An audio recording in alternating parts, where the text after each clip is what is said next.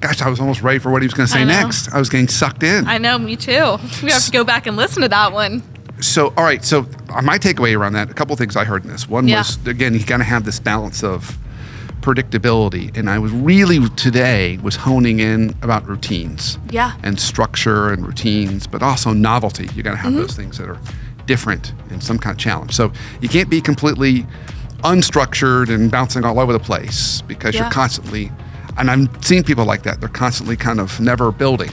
Yeah. Because they don't have a basis. But if you're always just following the routine, you're not going anywhere new. Ironically, you're also not building. Yeah. You're just waking up and going through the same robotic process every day. So my takeaway is we need to re-examine your class schedule right now and think about ways we could do a little more novelty perhaps, or maybe more structure, what do you think you need? Well, I think this is great, honestly, because I think this is something that is applicable to everyone, no matter what stage of life you're in. You know, everyone's always looking for that balance of routine and not. Truly, I think for me right now, I've found myself in too much of a routine during the day, to the point where I get bored, like burnt out in class. Yes. I'm on campus a pretty majority of my day, and I feel like I miss out on some of the breaks or the time to get more creative. Is that changed because you're more of you're a junior now and the classes are getting a little more difficult, so they're requiring more time? Yes, and it's just the way that I stacked my schedule.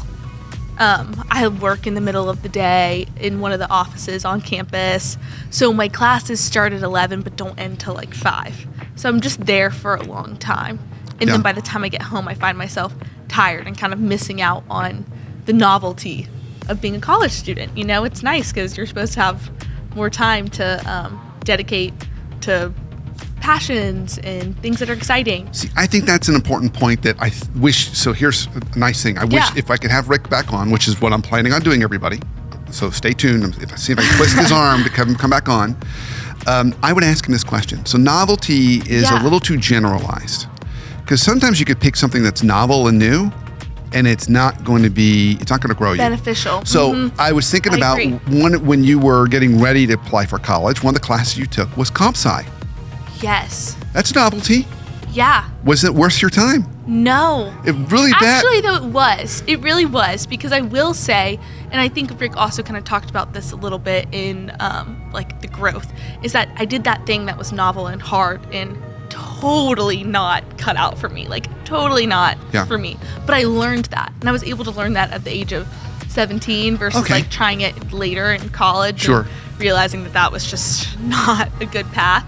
So I still think that was beneficial in the long run. Painful in the moment, though.